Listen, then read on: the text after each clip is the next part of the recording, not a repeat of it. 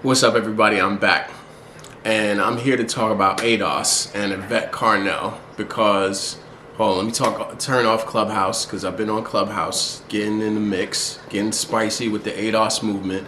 Anybody who doesn't know, ADOS stands for American Descendants of Slaves. So it's a recently coined term for Black American people who trace their lineage to great-grands and great-great-grandparents who are direct descendants of slavery, as in they are distinguishing themselves from Afro-Caribbean folks, from any other people of color, brown folks, Pakistan, South Asia, any other Mexican and Latino folks. And now their movement is led by a demagogue, Yvette Carnell, and I'll speak to why I believe Yvette Carnell is a demagogue and someone who is not pushing for progress. She is not pushing for Black progress. What she is doing is advertising on the premise of fear, pain, and grievance.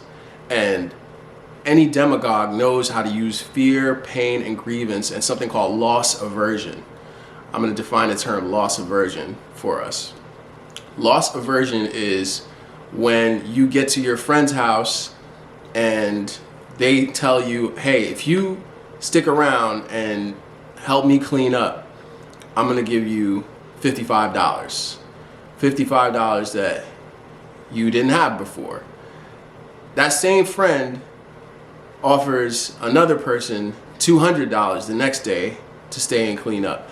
The feeling you feel about not being offered the $200 is called loss aversion, because you're naturally, as a human being, going to be like, wait, you only offered me $55. Now, when you only knew it as $55 offered to you, you wasn't thinking about whether or not it could be $200.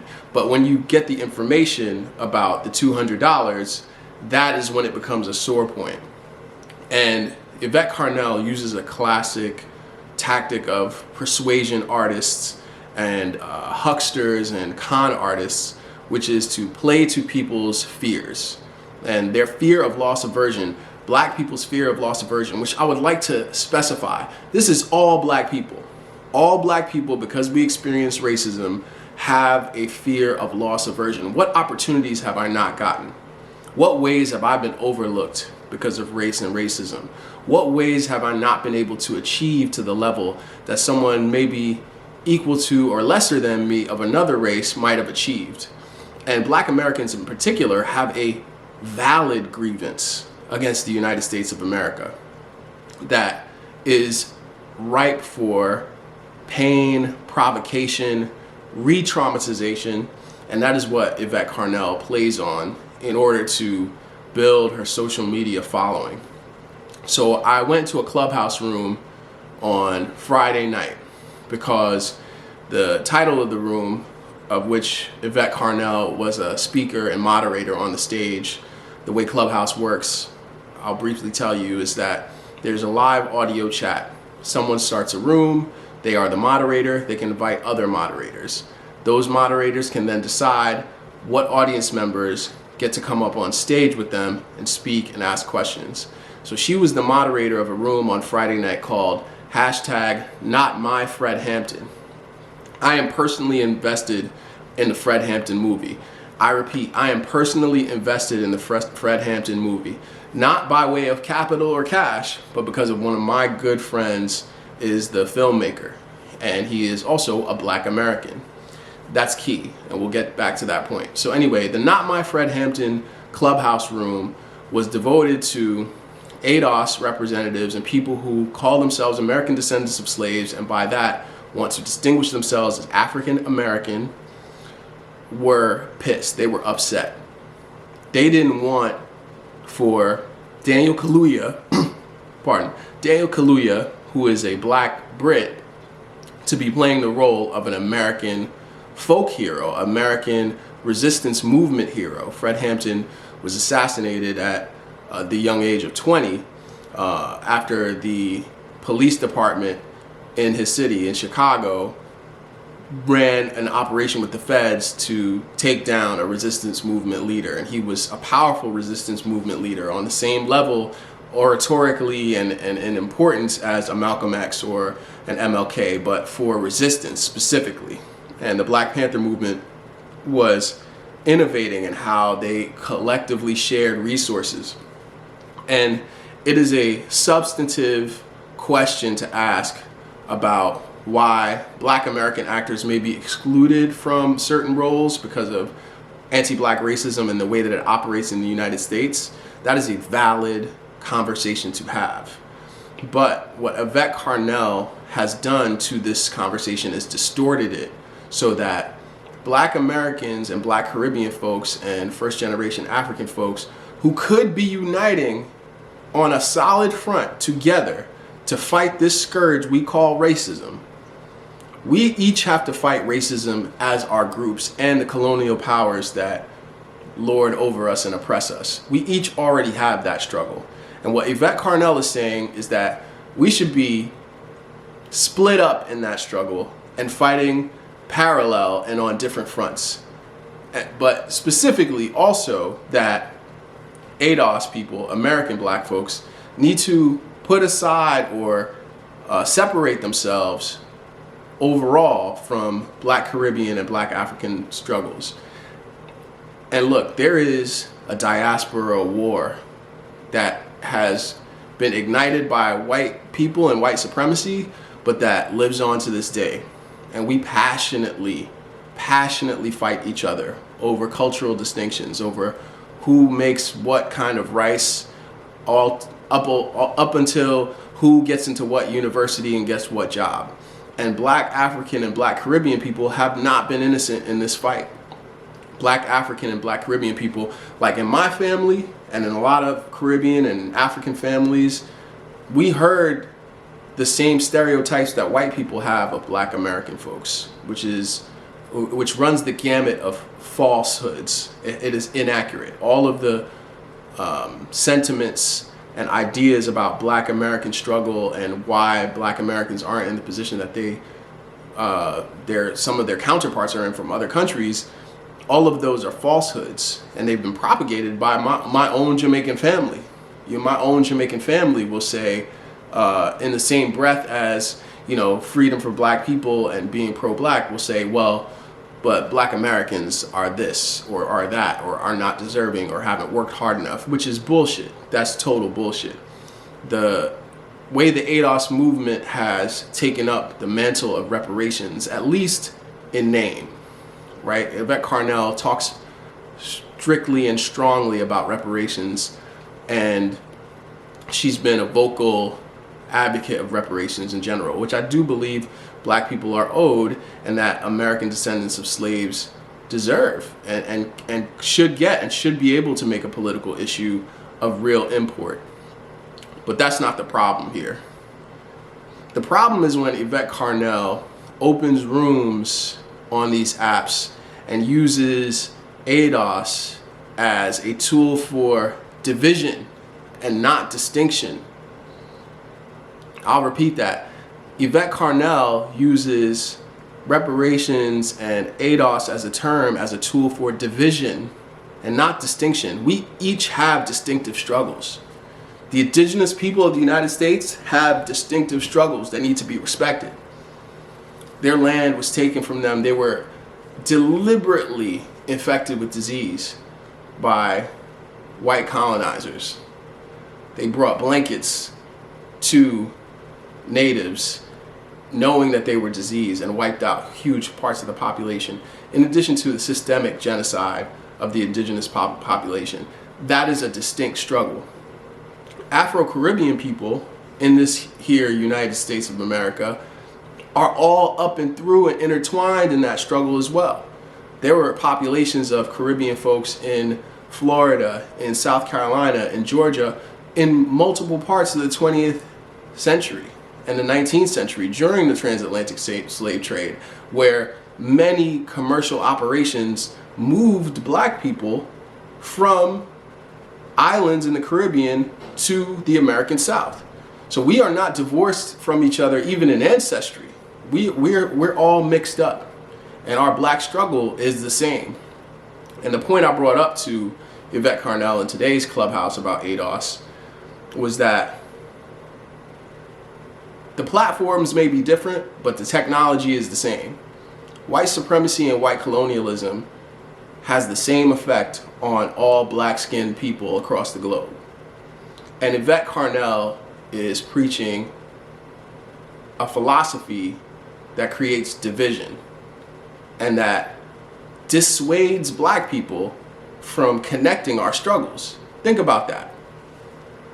Think about what it does to us as a whole when black people in Brazil who are suffering from police brutality in favelas, suffering from a racist nationalist president. When black people in Brazil are hearing from black people in the US, your struggle is different from ours.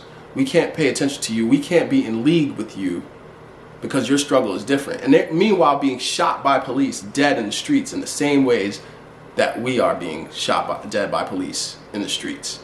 Imagine Marcus Garvey came here in the early 20th century trying to create a black nationalist movement, and he had correspondence with Booker T. Washington, limited correspondence, but he was admiring of Booker T. Washington's accomplishments, and that inspired him to come to the United States. He was in Jamaica trying to create more favor for a nationalist movement, trying to create more momentum, and came to Harlem and did the same thing. He tried to create more momentum for black people having a certain kind of sovereignty, controlling their land and therefore their destiny and therefore their businesses, etc. Louis Farrakhan, who's a very controversial figure but is extremely linked and intrinsic to the black power movement and the struggle for black freedom in the United States, is from the Calypso tradition in Trinidad. Shirley Chisholm, who was born in Brooklyn and ran for president, the first black woman to mount a large-scale presidential campaign, she has Caribbean heritage as well. Malcolm X has parentage from Grenada, I believe one of his grandparents, and I'll verify that. So our struggles are intertwined. Not only were we on this land as black Africans and Caribbean people, we have been in league with each other, just like we've struggled and fought through differences, because human beings are tribal. Human beings love to separate. But black struggle across the globe has a couple of really key characteristics. And one of them is that we are constantly divided to fight over the same resources. No matter where you're talking about that black struggle, we are constantly divided by the white supremacist power structure to fight over scarcity. That is a false fight. We do not suffer from scarcity. Blackness is abundance. Black countries are abundant with creativity, with resources, but we have been continuously dissuaded from aligning with each other. And because Yvette Carnell is so strident about separating black people, I can't help but think that she is an operative of white supremacy. Now, she might be an indirect operative. Let's call it that. Let's say that her philosophies and her ideas, because they are so ahistorical, because they're based on potentially an individual power grab on her part, maybe they are an indirect operative for white supremacy. But there is a distinct possibility, and one that I believe is true, that she is a direct operative of white supremacy and a white supremacist state. Because any leader of black political movements who has advocated for division will always be propped up more than, say, a Fred Hampton or a Malcolm X or a Martin Luther King, who all, before they were assassinated, were preaching unity of struggles. Martin Luther King wanted a unified class struggle among black people and brown people and poor white folks. Malcolm X, who after his pilgrimage to Mecca, realized, after his Hajj, he realized, okay, I can't say that the people who are fighting in this way versus the people who are fighting in this way for black freedom progress should be at odds. He understood that the apparatus of white supremacy was causing that division, and anything that created more division helped white supremacy. And so I posed that same premise about Yvette Carnell and the ADOS movement. Again, I think that the grievance that ADOS is bringing to light is a valid grievance. I believe American descendants of slaves, black-skinned slaves, are owed the economic dividends of resources that they built, that we built, because Afro-Caribbean people, Afro-Latino people, all of us were involved in chattel slavery. All of us have lineage in chattel slavery. And that only takes a bare amount of research.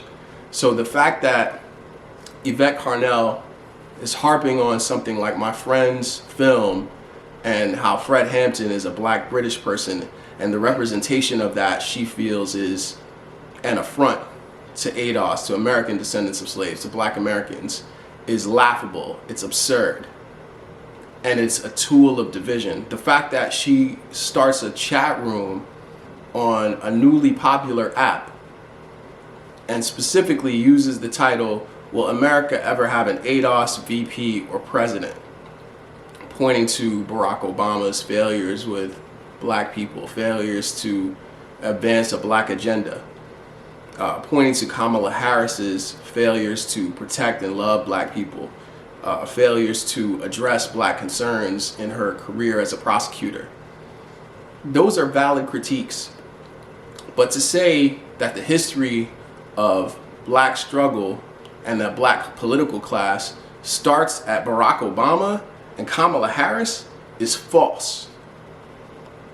They are recent additions to the American political history. There have been many American descendants of slaves in the political class and process, including people like Martin Luther King or John Lewis. And Martin Luther King worked with Harry Belafonte. So did John Lewis. They had a shared struggle and an idea of black resistance that included Caribbean black folks, African black folks. That is not to be ignored. And when someone chooses to ignore it, when someone chooses that historical omission, trust and believe they are op. That is an operative. That is what is called an agent provocateur. Someone who is of the oppressed group planted there to create division. Again, division, not distinction. We each have distinctive struggles. The Jamaican struggle against slavery and colonialism is a distinct struggle. The Cuban struggle is a distinct struggle. The Brazilian struggle is a distinct struggle. That's not to take away from those facts. Those are facts. We each need to learn from each other's struggle. I'm afraid to post this on YouTube, on a public forum, and even more afraid to name Yvette Carnell in the title and the description, because again, it creates more scrambling and division, which helps white supremacy. But I need people to understand, it is ahistorical and false to say that our struggles have been separate. Our freedom struggles are distinctive, but they are not separate. Our freedom struggles for reparations, she brought up when I asked her whether or not we would be better as a united front or divided. She brought up that CARICOM, which is the Caribbean Union of countries who are fighting for reparations from the British Empire, she said CARICOM has their case for reparations and we have ours. There is no version of history when black Caribbean thinkers and black American thinkers who were rebel resistors were not sharing letters. Toussaint Louverture was sharing letters from Haiti with Black resistance movement leaders and organizers in the American South. There is no history where our struggles and our resistance against white supremacy and white colonialism have not been linked. And she is trying to erase that. And the ADOS movement is playing on loss aversion, fear, and grievance. Fear that Black Americans won't be included in the next phase of whatever our American imperialist experiment is going to be. And that black-skinned struggle, the more it becomes divided, the more we elevate demagogues and false operatives like Yvette Carnell, and the more we destroy the ability to unite on a solidified front against the elite class, white supremacy, imperialism. The elite class, white supremacy, and imperialism should always be disrupted by what we do. And if there is anything that we are doing that helps that elite class, whether it's performing a different personality or putting money over people or dividing struggles to create some kind of, strain of aggrieved and separate resistors, all of those help white imperialism. And we need to hold Yvette Carnell and ADOS leaders' feet to the fire. And we need to also recognize the history of aggrieved people who are specifically Black Americans. It is not of use to us to deny that struggle, to deny the Black American struggle. Because, like I said to her in that room, we all getting shot by cops. And that's not an accident. That's how imperialism is designed to work. So if some of us want to fight being shot by cops separately, that's going to hurt all of us. And that's my piece. I'm Drew Breez.